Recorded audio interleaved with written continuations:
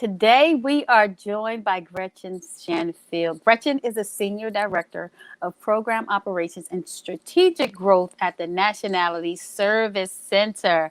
Gretchen has been working with vulnerable adults in Philadelphia for over 15 years. Gretchen oversees NCS's Survivor Services, Health, Wellness Education, and Employment and Refugee Resettlement Programs. Kudos, Gretchen.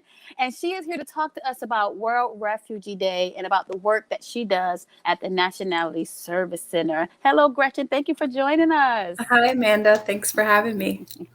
It is a pleasure. Now, talk to us about World Refugee Day. What was the inspiration and how is it celebrated in Philadelphia? Yeah, so World Refugee Day actually started back in 2001 on the 50th anniversary of the 1951 United Nations Convention on Refugees, which really is the international standard which protects refugees, defined as those who are forced to flee their home country due to persecution.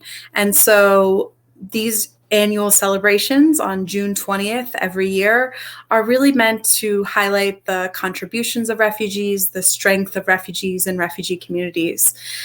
Here in Philadelphia, we've had a celebration every year since the start in 2001. Last year, we were forced to go virtual, but this year we're back in person. We were so excited to have two events, one in Northeast Philadelphia and one at Mifflin Square Park in South Philadelphia. Awesome. So I know that you are able to kind of get into the experience of the refugees with your background. What are some of the things you want people to understand about the refugee experience? So I think one of the most important things to understand is that unlike immigrants or others who may choose to move from one place to another, refugees have been forced to flee.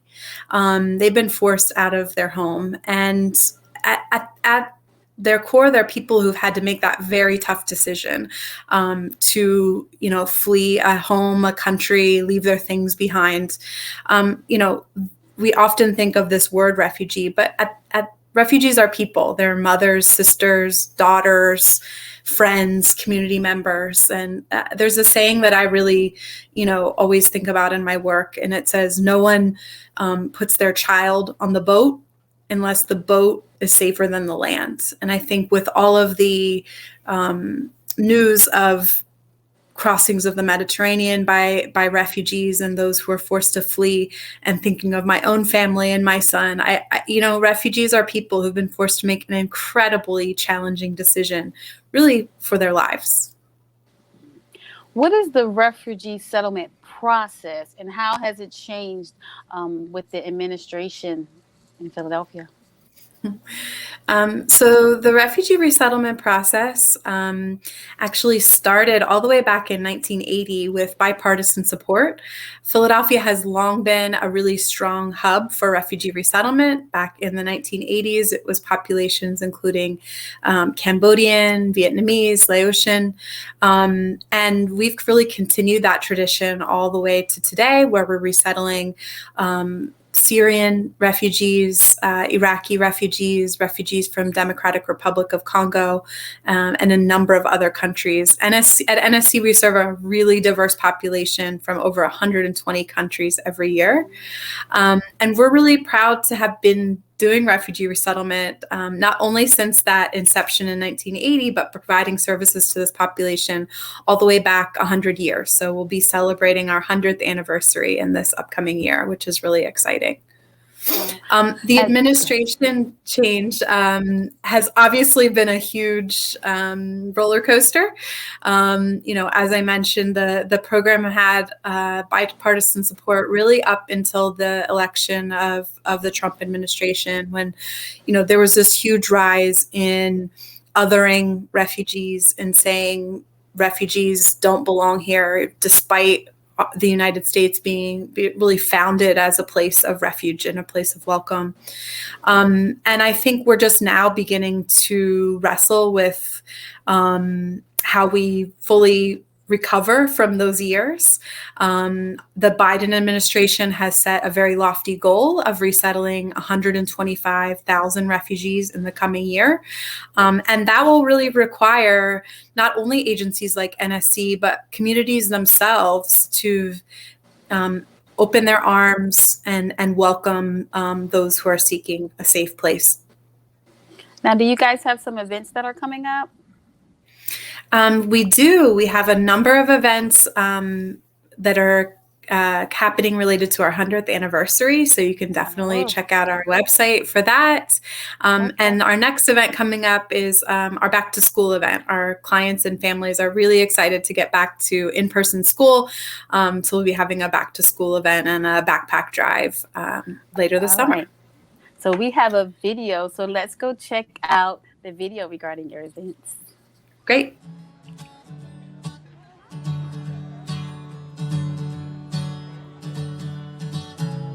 This dark cloud will soon pass over. This dark cloud will soon pass over. This dark cloud will pass, and there will be sun, sun, sun. Said this dark cloud will soon pass over. This dark cloud will soon pass over. This dark cloud will pass, and there will be sun, sun, sun. Try it. This dark cloud will soon pass over. This dark cloud will soon pass over. This dark cloud will pass, and there will be sun, sun, sun. All right, there will be sun, sun, sun. That was a great sing-along. So, Gretchen, what is one thing that you really want the people to know about your work?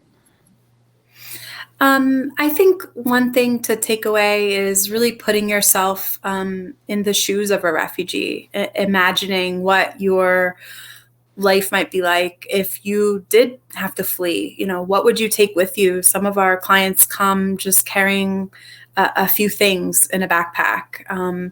You know, how would it be to rebuild your life in a country where you might not speak the language or have connections or resources, and really having empathy and caring for refugees, whether it's simply smiling at someone who may look different from you on the street, or it's actually getting involved and volunteering or supporting. I think it's really important that we just recognize each other as human beings who are all just trying to build the best life we can for ourselves and in our communities. I think sometimes people forget what the foundation of America was built on. Everybody coming together from wherever they came from and just start building. And it's a good reminder. That is definitely a good reminder. Say, just think about if you were in their shoes. How would you want to be treated? How, would you want to be welcomed? And I am pretty sure everyone will raise their hand and say, I would like to be welcomed. So, Gretchen, how would people get connected or with the association? Yeah, so we would love to connect with those who are interested in learning more. Our website is nscphila.org.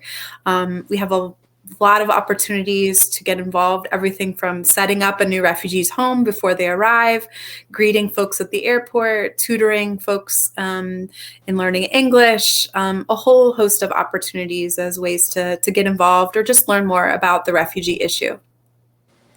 That is great information. So if anybody wants to get involved, they have the information, they can get connected.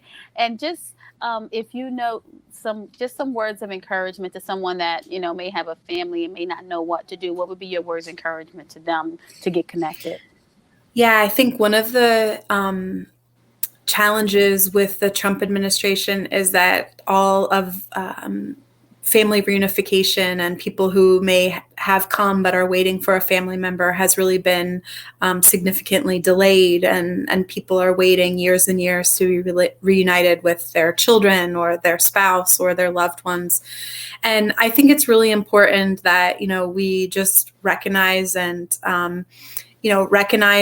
have patience, but also persistence. You know, we've learned a lot of things from this COVID year and from the racial justice movement that, you know, we can have patience to a certain extent, but at some point we need to push and, you know, make sure that persistence comes through. So, you know, never stop pushing and really, you know, feel free to reach out to agencies like NSC. We're here to help. All right. Well, Gretchen, thank you so much for your time. It has been a pleasure and great information. Thank you so much.